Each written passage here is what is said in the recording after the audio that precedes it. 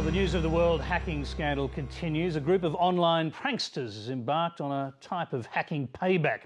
The group LulzSec, short for Laughing at Your Security, has broken into News International's servers and is threatening to release sensitive staff emails. It's the latest splashy effort of the 3-month-old collective, which has also launched embarrassing cyber attacks against the CIA, Sony, Nintendo and security firms.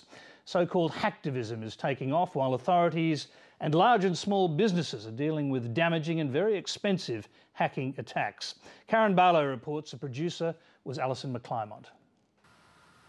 The online world is under attack.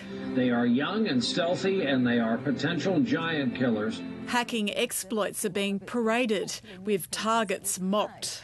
A fake story appeared on The Sun's website which falsely claimed Rupert Murdoch had died. LulzSec, an offshoot of the loose online collective Anonymous, says it's in it to spread fun to a drab existence. And Lateline has spoken to several people claiming to be members of Anonymous. Best way to describe it would be that it is a culture that embraces the freedom of speech, the freedom of expression, and the freedom of information, taken to a logical extreme.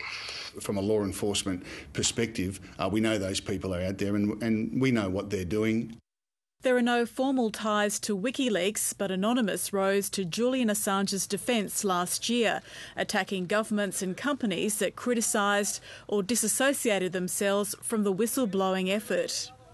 As long as there is a way for people to communicate, Anon will continue to do its thing.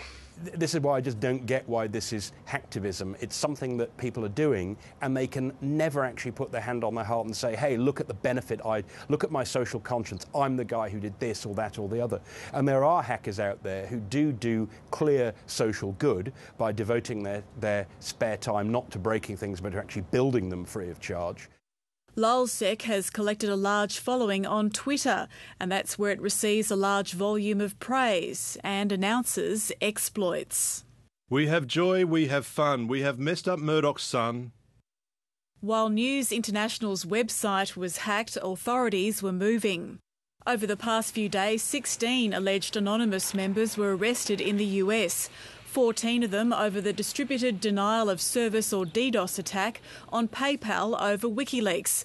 A 16-year-old boy was arrested in London over alleged connections to Anonymous and LulzSec, and Dutch police have also made 4 arrests.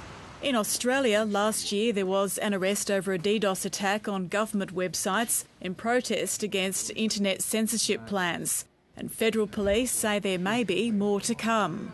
Well, what we're seeing generally is an increased interest in hacking. I mean, there are organised groups out there that are involved in this space, but there are also the people that are curious and, like I said, people that are bored that like to test their ability, and they don't necessarily have a malicious intent, but they want to see the vulnerabilities of certain systems. The motives for an attack on Australian web hosting firm Distribute IT last month are unknown, but the effects have been devastating. In a targeted half-hour attack, the data on Distribute IT's hard drives was destroyed, and the company mocked for its security system. It was really go in almost a militaristic fashion, go in, destroy in the most disruptive fashion possible. Distribute IT was sold in a fire sale the next day to Larry Block from Net Registry, while 4,800 clients were knocked offline and data lost, leading to a loss of staff and clients. All are small businesses, some may have gone under. It really did have a catastrophic effect, and I'm not aware of other hacking incidents in Australia on the same scale.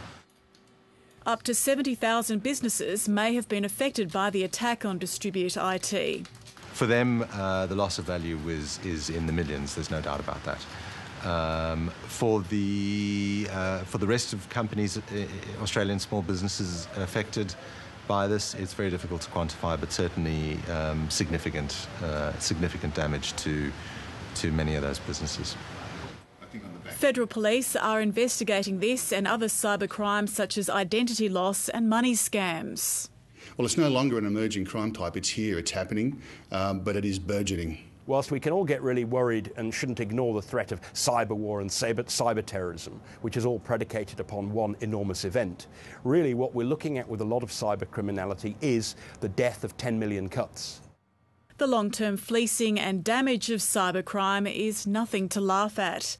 Karen Barlow, Late Line.